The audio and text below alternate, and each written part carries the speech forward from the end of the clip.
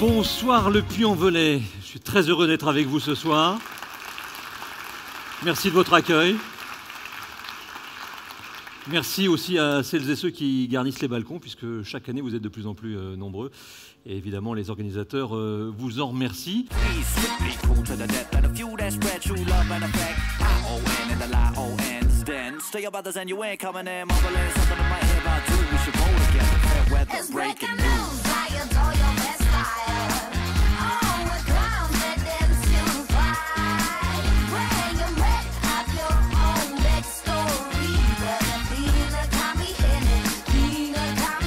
En tout cas, je souhaite la bienvenue à vous tous. On est ravis parce que ça a toujours et de plus en plus de succès, cette soirée. Et c'est vraiment pour mettre à l'honneur nos entreprises, donc ça ne peut que nous donner satisfaction. Donc 110 entreprises primées. On a regardé dans le rétroviseur pour les trophées. Maintenant, pour la Chambre en 2015, avant de se projeter, que s'est-il passé? Alors, on peut faire un petit point de conjoncture, parce que nous, c'est la conjoncture quelque part. Hein, c'est ce qui se passe dans nos entreprises qui fait la Chambre de commerce de 2015. Alors, un petit point de conjoncture, et je le faisais tout à l'heure avec les journalistes, on n'a pas connu la même chose suivant les activités. Si on parle de l'industrie, hors les problèmes qu'ont connus et que connaissent encore les entreprises du textile, on peut dire que nos entreprises industrielles ont plutôt pas trop mal passé cette année 2015. Le chiffre d'affaires est là, il y a de l'investissement.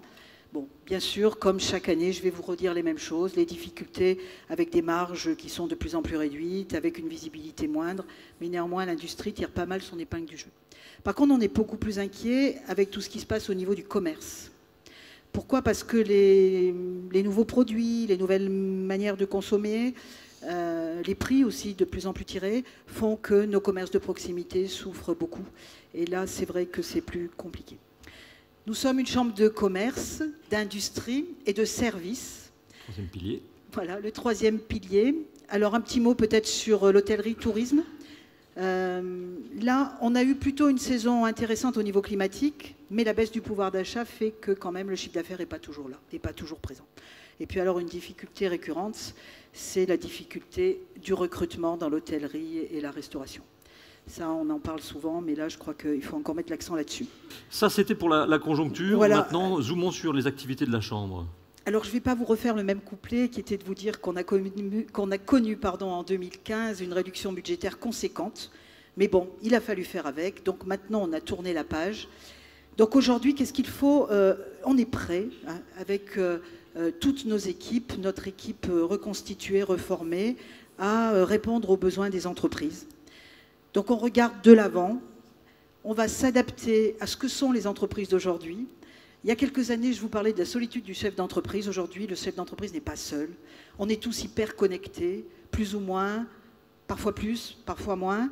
Mais néanmoins, on ne vit pas nos entreprises de la même manière. Donc nous, les CCI, nous avons un véritable challenge. La CCI demain de Haute-Loire devra répondre aux besoins, continuer à amener du conseil, de la proximité, de l'échange, parce qu'on en a besoin, mais aussi savoir répondre à des besoins liés aux nouvelles technologies. Nous allons utiliser tout ce qui est dans nos possibilités pour pouvoir suivre les entreprises de demain. Donc 2015, une année qui a été une année marquée par les contractions budgétaires. À quoi va ressembler 2016? Alors 2016, c'est une année particulière dans les chambres de commerce.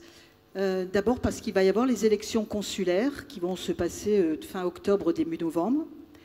Et suite à ces élections consulaires, la chambre de commerce de Haute-Loire, qui reste une chambre de commerce de plein exercice, va donc être rattachée à la future chambre régionale Auvergne-Rhône-Alpes. Donc ça va être quand même un changement considérable et on a tout 2016 pour le préparer. Il faut que nos 4 chambres d'Auvergne existent en Auvergne-Rhône-Alpes et ça c'est un beau challenge, vraiment un très très beau challenge parce que la Haute-Loire particulièrement, c'est une véritable chance pour elle d'être rattachée à cette nouvelle chambre, à ce nouveau territoire qui va nous apporter énormément de dynamique économique. Tu es en état d'arrestation, John. Donne-moi tes bras. Ah, écoutez, j'ai rien fait, C'est Johnny. pas la première fois qu'on te prend à faire ce genre de choses. Ce n'est pas moi, détache-moi. Il est hors de question. On va t'emprisonner jusqu'à ce que mort s'en Freeze.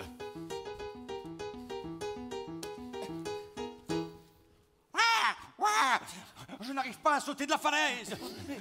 Écoute, prends un petit peu plus d'élan, déploie tes ailes et tu vas planer tout seul. N'aie pas peur. Voilà, c'est ça. C'est magnifique. Freeze. Je peux pas rester en l'air. Hein. Décroche-moi, mon fils. Donc c'est une affaire familiale qui est déjà bien ancienne, 1947.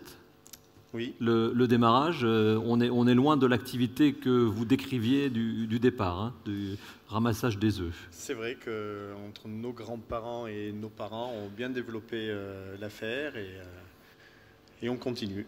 Alors vous, on pourrait aussi vous remettre le trophée de la reprise, puisque avec votre cousin, vous avez repris il n'y a pas si longtemps. Oui, ça fait 2 ans, fin 2013, qu'on a repris la Et une société. reprise en famille, c'est plus facile qu'une reprise... D'accord. Non, mais pas de problème. Il n'y a rien de simple. Hein, oui, bien voilà, entendu. Bon. C'était un challenge, effectivement, que de monter une agence de voyage dans une zone rurale.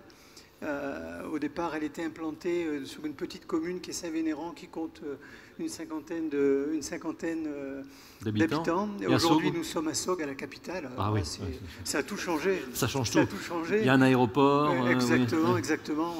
Du reste, on se déplace qu'en hélico. Nous, hein, voilà. Donc c'est 8 employés aujourd'hui à l'année. C'est, pour citer qu'un chiffre, c'est 6000 personnes environ qui nous font confiance chaque année pour partir sur différents horizons. Alors, pour tout vous dire, je ne suis pas bricoleur, mais ça, vous l'aurez sans doute compris. Beaucoup de gens, ça c'est une question que je me pose, beaucoup de gens se mettent à monter leur circuit électrique quand ils font soit de la réno ou soit de la construction neuve, oui. Oui, c'est un sport national. De plus en plus, oui. Ouais. De plus en plus, oui. Par souci d'argent, par aussi de temps libre. De plus en plus vont jusqu'au bout de leur installation électrique, oui. Et puis ils y trouvent du plaisir. Et quelles sont les mesures, c'est vous qui regardez, je suppose, pour que les choses soient faites de façon régulière et qu'il n'y ait pas de risque? Ah bah oui, ça c'est sûr. On utilise pour vous valider? Oui, bien sûr. On utilise des produits de qualité, donc correspondant aux réglementations, qui sont NF, c'est impératif. Et puis c'est sûr qu'il y a une connaissance des règles, des normes, et ça c'est mon boulot. Alors vous n'intervenez pas à domicile, mais est-ce que vous les prenez au téléphone par exemple? Oui, bien sûr. Ah oui, toujours. donc il y a un service... 7 jours sur 7. 7 jours sur 7. Ah ouais. Très bien. Isabelle, puisque nous sommes dans le Trophée international, vous êtes présente à la louche dans combien de pays à peu près avec Sevarum? Pas loin de 50 pays aujourd'hui. Voilà. Est-ce que vous développez? Est-ce que c'est toujours en cours? Oui. Quelles sont les ouvertures que vous aimeriez faire dans les prochaines années ou les prochains mois? La Russie quand même. La Russie? Oui, parce qu'il y a Pourquoi? énormément de chefs qui partent là-bas, en pâtisserie, cuisine, etc. Et il y a un marché énorme, où on n'est encore pas beaucoup. Voilà. Ça coince un peu? Parce que nous, c'est des marchés de niche quand même. Hein. Ouais. On n'est pas... Oui, vous n'envoyez pas des tonnes et des tonnes. Non. Et qu'est-ce qui ne va pas alors pour la Russie? Rien, simplement. Ce sont les relations peut-être un peu diplomatiques en ce moment, donc ça joue un peu. Au niveau douanier, oui. On a des grosses contraintes réglementaires. C'est des produits qui rentrent dans l'alimentation et forcément, ce n'est pas les mêmes réglementations sur le reste de l'Europe.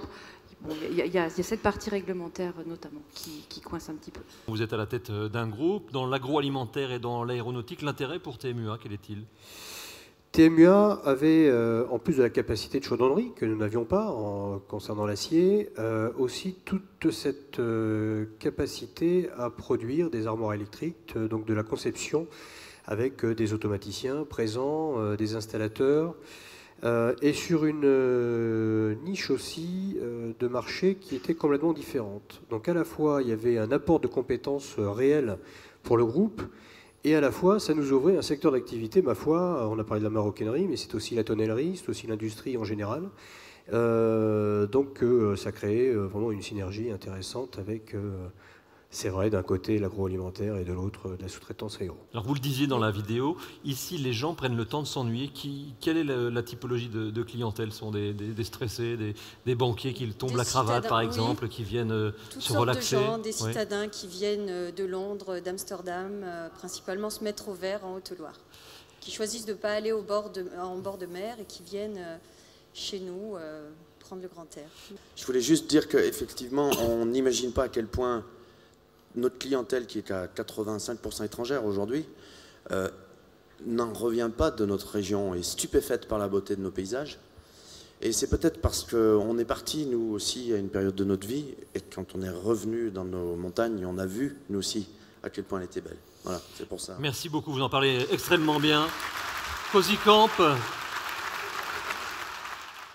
Mélina, licence en commerce, pour vous, on va vous chanter une superbe chanson d'amour par nos deux plus beaux étalons ce soir, les deux plus beaux comédiens de Drink. Non, Joss et Bambo, s'il vous plaît. Non, ça va aller, on peut les applaudir aussi.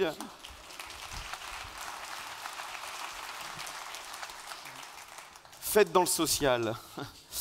Mesdames, mesdemoiselles, messieurs, Joss et Bambo, pour vous, ça s'appelle Sérénade.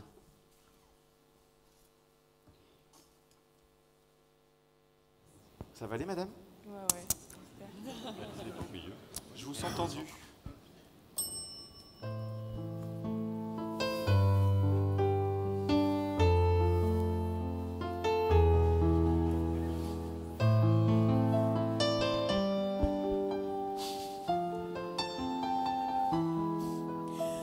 Mélina.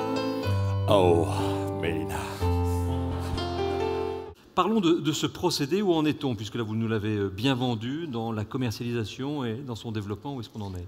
Alors on a fait la machine a été mise au point donc en février-mars 2015. Ouais, donc on a fait les premiers essais sur l'été et on est rentré en phase de production en septembre. On a produit 35 km de films à destination pour une part pour Télé 2, une société l'équivalent de Bouygues ou d'SFR pour ne pas faire de pub en Suède, une télécom en Suède. Et puis on a vendu aussi, ça a été vendu par nos amis danois à des gens des Émirats arabes unis qui voulaient habiller un building. Donc là c'est le démarrage, vous avez phase évidemment de démarrage avec un fort potentiel. On espère avoir un fort potentiel commercial, on espère avoir à traiter à terme dans les 500 km par an. Vous êtes présent dans combien de magasins pour le moment? Aujourd'hui, on a 90 magasins sur la France et un, c'est à Nouméa. Voilà. Et vous en espérez combien? Eh ben, on est en test depuis début janvier chez Castorama, donc si ce test se passe bien, ce qui est apparemment le cas, on aura tout de suite 100 magasins Castorama, plus... Chez Leroy Merlin, on est dans 20 magasins et 100 autres magasins Leroy Merlin. Donc ça commence à prendre? Ça commence à prendre depuis, pas longtemps, depuis septembre. Quoi. Donc vous êtes plutôt optimiste pour la suite? On va dire très optimiste, c'est bien. Xavier Minot a beaucoup parlé de brevet, ça veut dire que c'est un objet évidemment qui est très protégé, parce qu'il risque évidemment, comme toutes les bonnes idées, d'être copié. Exactement, donc on a déposé un brevet, on l'a étendu au moins à l'Europe, et là on a déposé notre brevet pour l'Amérique du Nord, et on espère pouvoir se développer bien sûr en dehors de ces espaces-là et déposer bien sûr des brevets en Amérique latine, Amérique centrale et pourquoi pas ailleurs. Nous avons reçu le prix de concours innovation de Auchan, et ce qui nous a permis de rentrer dans les 120 Auchan de France, ce qui évidemment a boosté bien sûr nos ventes et nous oblige aujourd'hui à réadapter, à adapter notre outil de production, puisqu'il faut que, bien sûr, on investisse dans une chaîne de production. Il faut que ça suive derrière. Il faut que ça suive, mais ça suit. On fait de la photo pour analyser sur des incendies, comme on a pu le voir là. Les experts arrivent à déterminer les lignes de feu grâce à nos photos aériennes. Vous avez combien de drones dans votre... On en a 9. 9. Et vous avez vu peut-être sur les images, ce ne sont pas des drones qu'on peut trouver dans une grande enseigne comme la FNAC, ce sont des choses très sérieuses qui demandent des capacités, des compétences et beaucoup de connaissances et énormément d'autorisation avec les services de la Direction Générale de l'Aviation Civile. Hein. C'est ça, il faut avoir des diplômes pour pouvoir piloter un drone légalement. Après, on peut avoir des drones et faire des images pour soi.